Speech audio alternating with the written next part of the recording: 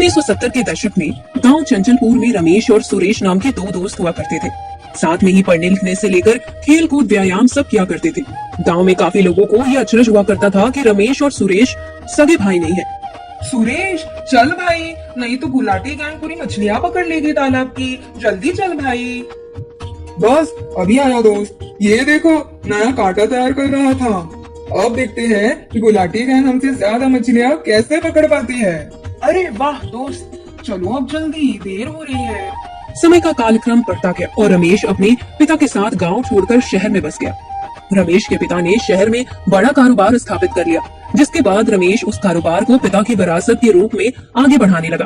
बेटा रमेश, आज हमारा कारोबार देश का नामी कारोबार बन चुका है। अब देखना ये है तुम इस कारोबार को कितना आगे ले जा सकते हो। आप चिंता न करें पिताजी, आपने ही तो मुझे सब दिया है। मैं पूरी जिम्मेदारी से इस कारोबार का ध्यान रखूंगा और आगे बढ़ाऊंगा। सुरेश चंचलपुर गांव में ही रह गया था। आज वो उसी गांव के एक स्कूल में पढ़ाने लग गया है। लोग उसे अब मास्टर जी कहकर पुकारते हैं। प्यारे बच्चों, बताओ 10 में से 7 को घटाएं तो कितना बचेगा? सुरेश अपने बच्चों को पढ़ाने के काम से रमेश की तरह ज्यादा पैसे वाला तो नहीं बन पाया, पर वो संतुष्ट था। रमेश और सुरेश दोनों अपनी अपनी जिंदगी की भागदौड़ में व्यस्त हो चुके थे। एक तरफ सुरेश ने अपना सारा जीवन बच्चों को पढ़ाने में बिता दिया और शादी नहीं की। वहीं दूसरी तरफ रमेश बंगला, दौलत और एक रईस घर की लड़की को अपनी पत्नी बनाकर जीवन गुजार रहा था। हेलो, हाँ, मैं रमेश इंडस्ट्री का मालिक रमेश कुमार बोल रहा हूँ। मैं सुरेश बोल रहा हूँ। रमेश, पहचाना मुझे? सुरेश? अच्छा, चंचलपुर वाले सुरेश। अरे कैसे हो मेरे दोस्त, क्या हालचाल है? अरे कितने सालों बाद तुम्हारी आवाज सुनी। बताओ बताओ, कैसे याद किया आज? एक बार गांव आजा मेरे दोस्त, तुझे देखना चाहता हूँ। हमारी पुरानी यादों को ताजा करना चाहता हूँ। बिल्कुल मेरे भाई, 12 घंटे के बाद एक जरूरी मीटिंग है मेरी विदेश में। उसे खत्म करने के बाद सीधे तुम्हारे पास ही आता हूँ। ठीक है मेरे दोस्त, मैं इंतजार करूंगा। सुरेश के साथ की बातचीत देखकर रमेश की पत्नी शीला ने रमेश से पूछा, किसका फोन था जिसे तुम अपनी मीटिंग्स की जानकारी दे रहे थे? शीला, वो मेरे बचपन का दोस्त सुरेश था। उससे मिलने के लिए व्याकुल है, इसलिए मुझे गाँव बुला रहा है। और क्यों जाओगे तुम उसके पास? करता क्या है तुम्हारा ये दोस्त? गाँव में ही स्कूल मास्टर है। अच्छा, तो एक गरीब मास्टर के पास एक करोड़पति साहब खुद जाएंगे? पैसे मांगने के लिए बुला रहा होगा वो भिखारी मास्टर। ऐसे मत कहो, वो दोस्त है मेरा। तुम मानो या ना मानो, पर ये गरीब मास्टर जी जैसे लोगों की फितरत तो ऐसे ही होती है कि अपने अमीर दोस्तों की दौलत पर नजर रखे और वक्त पड़ते ही मुंह उठाकर भिखारी की तरह मांग ले। अरे चुप रहो ना अभी।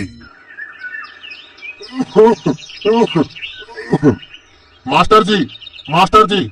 बोलिए भोले काका। मास्टर इतने जी, परेशान हैं? खेत में बीजा डालना है। बिटवा बिलाई से पैसा भेज दिया है, लेकिन वो पैसा पहुँचते पहुँचते 10 दिन लग जाएगा। कहीं से मेरे लिए 25-1 हजार की व्यवस्था करवा दीजिए तो खेत में बीजा पड़ जाता। अभी नहीं डाला तो सारा खेत का पानी सूख जाएगा। चिंता ना करिए भोले काका, मेरे बचपन का दोस्त आ रहा है मुझसे मिलने। मैं उससे लेकर आपको दे दूंगा। हाँ बिटवा, कही देना, पैसा पहुँचते ही लौटा दूंगा। रमेश अपनी वीआईपी गाड़ी को सुरेश के घर के ठीक सामने खड़ा करता है और हॉर्न मारकर उसे इत्तला करता है। हॉर्न की आवाज सुनकर सुरेश घर के बाहर निकलता है। आ गए मेरे दोस्त, मेरे बचपन के जिगरी साथी। कैसे हो मेरे दोस्त? पूरे 25 साल बाद हम एक दूसरे को देख रहे हैं। इतना बूढ़ा लगने लगा है यार तू। अरे तो क्या करे रमेश बाबू, मैं ठहरा गांव का गवार, तुम ठहरे महलों के राजकुमार। फर्क तो पड़ेगा ना। अरे क्यों शर्मिंदा कर रहे दोस्त? अंदर नहीं बुलाओगे यार? प्यास लगी है, तुम्हारे हाथ की बनी मसाले वाली चाय तो पिला दो यार। बिल्कुल दोस्त, अंदर आओ, अभी बनाकर पिलाता हूँ। सुरेश मसाले वाली चाय बनाकर रमेश के लिए लेकर आता है और चाय पीते पीते दोनों की बातचीत चालू हो जाती है। वाह सुरेश वाह, बिल्कुल वही का वही स्वाद आज भी बरकरार है। मजा आ गया दोस्त, मजा आ गया। थोड़ी तबीयत खराब है दोस्त, वरना तुम्हारी मन पसंदीदा मछली बनाकर खिलाता। बढ़ती उम्र के साथ साथ स्वास्थ्य बिगड़ना लाजमी है दोस्त, तुम चिंता मत करो, बिल्कुल ठीक हो जाओगे। तबीयत तो बनना बिगड़ना लगा रहता है दोस्त। तुम्हें याद है हम गुलाटी गैंग से किस तरह मछली पकड़ने की प्रतियोगिता किया करते थे? हाँ दोस्त, हाँ मुझे याद है, तुम नए नए तरह से मछली पकड़ने का कांटा तैयार करते थे उनको हराने के लिए। हाँ सच में, वो भी क्या दिन थे यार, कितनी मस्ती किया करते थे हम। वो आम का पेड़ याद है रमेश तुम्हें? अरे हाँ हाँ दोस्त, हाँ सब याद है, मुझे सब याद है। तुम्हें याद है वो कल्लू मोटू को हमने झूला लगाने को चढ़ाया था और वो डिमला कर गिर गया था, याद है तुम्हें? हाँ? रमेश और सुरेश के धागे एक साथ गूंजते हैं। अच्छा दोस्त, फिर मिलते हैं। हाँ? अरे आओ ना यार तुम कभी शहर में, तुम्हारी भाभी से मिलवाता हूँ, और पिताजी भी तुम्हें याद करते रहते हैं हमेशा। तबीयत तो तुम देख ही रहे हो दोस्त, बैंक तक नहीं जा पाता हूँ मैं। मुझे तुमसे 25,000 रुपए कर्ज चाहिए, जिसे लौटाने के लिए 10 दिन बाद तुम्हारे घर आऊंगा मैं शहर में। अरे हाँ हाँ भाई हाँ, मतलब सुरेश साहब को घर बुलवाने के लिए पैसे देने पड़ेंगे। हाँ सही कहे, नहीं दोगे तो नहीं आएंगे हम। अरे दोस्त, नहीं नहीं ऐसा नहीं करिए, लो 25,000 रुपए, और जब दिल करे तब लौटा देना। शुक्रिया दोस्त, तुमने मेरी जुबान रख ली। अच्छा अब जाने दो दोस्त, इजाजत दो, फिर मिलेंगे।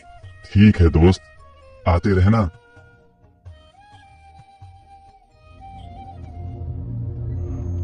हो आए उस गंदे गांव से कितने पैसे बहा कर आए हो? मैं भी बचपन में उसी गांव में रहा हूँ, ऐसा मत कहो गांव के बारे में। वो सब छोड़ो, तुम ये बताओ कि कितने पैसे डुबा कर आए हो वहाँ? 25,000 रुपए लिए है रमेश ने, बोला है 10 दिन में वापस कर देगा। वो उसकी तबीयत ठीक नहीं थी, वो बैंक भी नहीं जा सकता था, इसलिए। क्या कहानी सुनाई तुम्हारे उस भिखारी मास्टर जी ने। देख लेना, वो पैसे कभी भी तुम्हें वापस नहीं मिलने वाले, भूल जाओ, तुम्हें वो मिलेंगे। हाँ। मेरा दोस्त ईमानदार है, और एक बात जान लो तुम, अगर उसने पैसे नहीं भी दिए तो भी ऐसे लाखों रुपए उसके लिए कुर्बान है। छोड़ो, हटाओ उस भिखारी की बात को, और सुनो, कल हमारे नई शॉपिंग मॉल का उद्घाटन है। अब से हमें अपना स्टैंडर्ड नहीं बोलना है, हमारा बड़े बड़े लोगों के बीच उठना बैठना है। कहाँ तुम उस गरीब मास्टर जी जैसे लोगों से दोस्ती बनाए फिर रहे हो? हाँ। शीला की बात अभी पूरी भी नहीं हुई कि तब तक ये कैसी आवाज आई ऊपर के कमरे से। रमेश और शीला भागकर सीढ़ियों से पिताजी के ऊपर वाले कमरे में जाते हैं, जहाँ पिताजी बिस्तर से जमीन पर गिरकर लहूलुहान थे। नहीं नहीं नहीं पिताजी, पिताजी नहीं, नहीं पिताजी नहीं।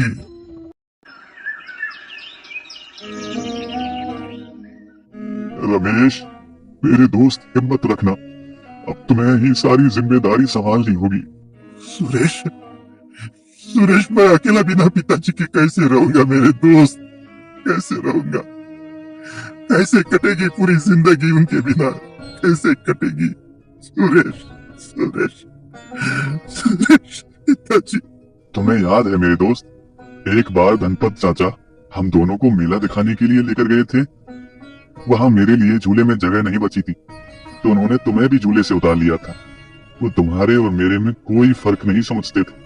हाँ दोस्त, उसके बाद हम दोनों को उन्होंने तब अपने हाथों से मूंग दाल के पकोड़े बनाकर खिलाए थे, ये बोलकर कि बाजार के सामान खाने से हम बीमार पड़ जाएंगे। याद है ना सुरेश तुम्हें? हिम्मत रखो मेरे दोस्त, भाभी जी कहाँ पर है?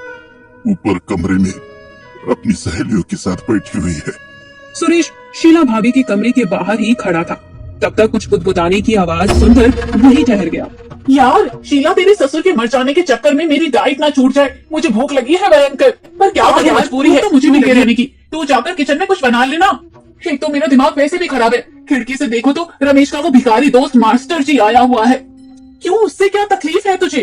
तार तू गरीब लोगों की आदत नहीं जानती, पैसे मांगते फिरते हैं। ससुर जी को देखने के बहाने आया है, देखना पक्का फिर से हाथ फैलाएगा और पैसे लेकर जाएगा रमेश से। सुरेश इतना सुनते ही पलटकर वापस जाने लगा।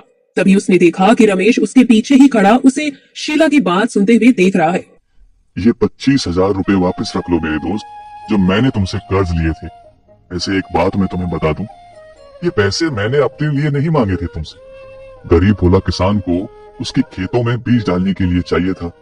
मुझको मालूम है कि ये 25,000 रुपए तुम्हारे लिए 1 कौड़ी के बराबर है, पर भोला ने तुम्हारे घर के दुख और परिस्थिति को समझकर अपना खेत गिरवी रख के वक्त से पहले इन पैसों का इंतजाम किया है तुम्हें वापस करने के लिए। हम गांव के लोग गरीब जरूर होते हैं, पर बेईमान कभी नहीं हो सकते। रमेश और सुरेश नीचे चले जाते हैं और अंतिम संस्कार की तरफ बढ़ते हैं।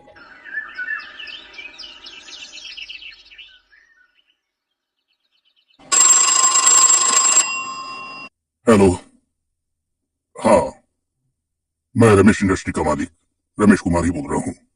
रमेश बाबू, मैं चंचलपुर गांव से भोला किसान बोल रहा हूँ। आप जल्दी गांव आ जाइए। मास्टर जी अभी दुनिया में नहीं रहे। उनकी अंतिम इच्छा थी कि उनका अंतिम संस्कार आपके हाथों से ही हो।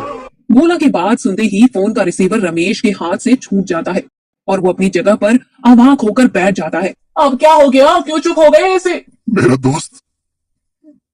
दोस्त सुरेश इस दुनिया में नहीं रहा।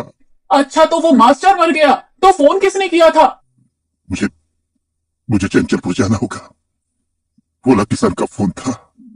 मतलब मरने के बाद भी पैसे लूटने का इंतजाम ही कर रहा है वो मास्टर। सुरेश की आखिरी इच्छा पूरी करके को आग मुझे ही देना है। उसका कोई नहीं है इस दुनिया में। इस बार मैं साथ चलूंगी, देखती हूँ तुम कैसे बर्बाद करोगे पैसे। रमेश चंचलपुर पहुंच जाता है। सुरेश के घर के बाहर सन्नाटा रहता है। कहाँ है मेरा दोस्त सुरेश? तब तक कलेक्टर साहब भी पहुंच जाते हैं सुरेश के घर पर। जी नमस्ते, मैं यहाँ का कलेक्टर हूँ और मेरा नाम आशुतोष है। ये सोचने बहुत कठिन है कि मास्टर जी आज हमारे साथ नहीं है। उन्होंने इस गांव के लिए जो भी किया उसे मैं शायद कभी भूल पाऊं। उन्होंने अपना पूरा जीवन सिर्फ छात्रों के समर्पित कर दिया। आप ये बात शायद नहीं जानते होंगे कि उन्होंने अपने घर की रजिस्ट्री तक स्कूल के नाम करा दिया। हमने उनको बड़ा कर देने की पेशकश की, लेकिन वे माने ही नहीं। मेरे खुद के एक दोस्त ने उनको एक शहर के बड़े स्कूल में पढ़ाने का आवेदन किया, लेकिन उन्होंने उसके लिए भी मना कर दिया। ये गाँव सच में भाग्यशाली था कि उसे उनके जैसे मास्टर जी मिले, और यही कारण है कि आज इस जिले के तमाम विद्यालयों में छुट्टी घोषित की गई है। शीला एकदम अवाक होकर कलेक्टर की बातें सुन रही थी और मन ही मन में गिल्ट फील कर रही थी कि वो सुरेश के बारे में कितना गलत सोचती थी। पूरे गांव में सन्नाटा पसरा था। सिर्फ रोने की आवाज पूरे चंचलपुर में गूंज रही थी।